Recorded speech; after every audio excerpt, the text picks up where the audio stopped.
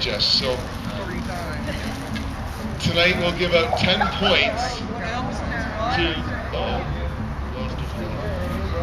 but 10 points will go to the team that can list the most medical compassion clubs that are listed on the back of the Cannabis Digest, and you will lose a point for any incorrect one. So you have to list the medical compassion clubs that are on the back of our newsletter, the Cannabis Digest.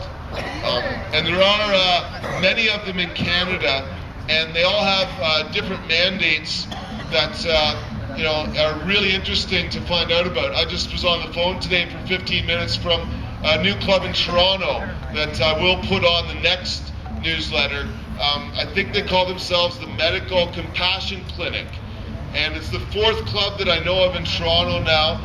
Apparently they've been open for 4 years. They've got 1,600 members already, and they've got rather extensive doctors' forms for people to sign, not with recommendations, but with confirmation of diagnosis. But nevertheless, some doctors are reluctant to sign even those forms if they don't think cannabis is good. They don't want to kind of open the gate to people by giving them a form that allows them to use cannabis even if they're not recommending it. Other clubs, like the Vancouver Island Compassion Club here in Victoria, that's sort of our competition, you might say, actually require a recommendation to join, which is a much more strict mandate that a lot of people certainly that are sick are not able to abide by, which is why, for example, here in Victoria, we've got 2,300 members of our club, whereas Vix has got 700. So, there's 1,600 people that we help that they would turn their backs to because of their recommendation. And really, those are the two extremes within the movement of the strictest mandate and probably, the most relaxed in some sense. But again, as I said, with our court decision, it is one that people have an individual right to choose this medicine or to use it as they will. It's a constitutionally protected right by the Canadian Charter of Rights and Freedoms. Going back to other medical decisions, even like the Morgentaler decision, was a critical decision about our autonomy to use what we want to as medicine or not. And so that is certainly an important legal issue for me. On a political note, I just received yesterday a letter from Health Canada. You can read it on our webpage. For years now, I've been sending letters back and forth to Health Canada, actually in particular around the issue of the fact that cannabis resin is not included in the medical marijuana access regulations. And while people can be given a license to grow cannabis for their own use, if they make cookies out of that, if they make hashish out of that, they have actually produced a different drug than cannabis marijuana and technically have done something illegal. Again, even if the cannabis that they grew was legal in the first place, as soon as they've made it into a butter or any kind of an extraction, they've made an illegal drug and can be charged accordingly under the Controlled Drugs and Substances Act. And so this is something that I've hounded Health Canada about. And again, just yesterday I received a letter, not necessarily agreeing to giving us an exemption at the Cannabis Buyers Club, where the cannabis resin should be included in the MMAR, but certainly they did in some ways give us some good suggestions on where we may go to find a legal way to do research on cannabis, and that would be a really important component of our work, to do some legal research on the effects of our products in comparison to prescription drugs.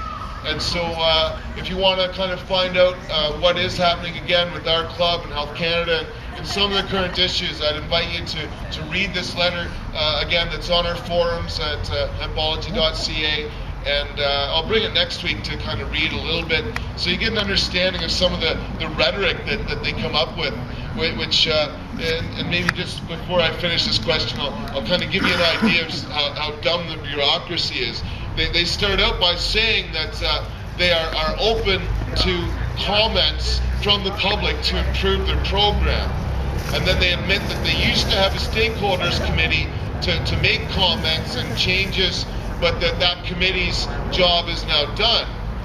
So on one hand, you know, they've ended this committee when amendments were just made, and as such never got comments on the effects of those amendments. And really, you know, if they're interested in comments from stakeholders, that committee would have still been ongoing. But at the same time, earlier they admitted that they're still changing the program based on comments they get from the public in part. And so they're admitting that the program's not working, that it's changing and the like.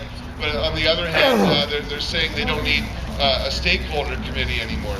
So it's really quite the rhetoric that we're hearing from the government. Again, you can read about that online. But I'm going to pull the contestants in here, and that's it, guys. Cough it up. Time is up. It was ones that had to be on the back, and anything that was on the back, you may get points for, but you may lose if it's not either. So we'll start off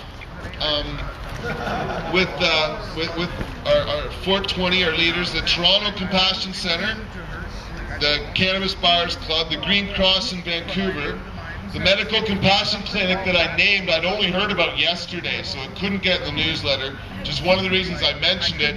And I told you you would lose one for an incorrect one, so Ixnay, you're down to 2. The Vancouver Compassion Club, the Vancouver Island Compassion Club that I mentioned. In Creation We Trust. That's Mark Boyer. I'd never put Mark Boyer's name in here, no. Okay, so that's one backwards. The Buyers Club in Halifax you got, and the Green Cross in Seattle. So that's 1, 2, 3, 4, 5. And that includes the ones that you've already lost. You had 7 actually, which is pretty good, but you lost 2, so you get 5 points. Let's see how you guys did over here. We got the Buyers Club here in Victoria, the Toronto Compassion Centre, the VIX. Yeah, you got the VIX twice.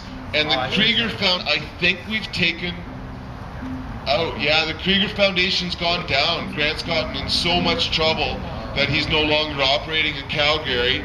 And then last year, a group formed, got a storefront, and then a couple of months ago they got a threat from the police and actually had to shut down and don't have a storefront anymore. But that was a group that formed after Grant. He used to have a full distribution network, and it's really unfortunate that he's had so many legal and financial problems that, again, that's not going on anymore. So I'm afraid you guys didn't quite get it, and 420 picked up another 10 points there with all those mistakes. So the Green Herb has got 25 points, and 420 has got 45. So it's still a very close game here. One question away. Yeah, that's how close it is. And we are at the music question. So one of my favorite questions each week is where I'll quote a song, and our contestants have to try and guess what song I'm quoting from. So for a fat 20 points, it could mean a huge amount at this point in the game. A huge amount. Huge. What song says, and I'm gonna not sing it because it'd be too easy, let's get to the point. Chris? Or Daryl, sorry. And frankly, I didn't get in there because That's the song. That's the line. What is the name of that song? he was like, well, That's the line that I'm singing. What's the name of that song? That's not the name of the song, no.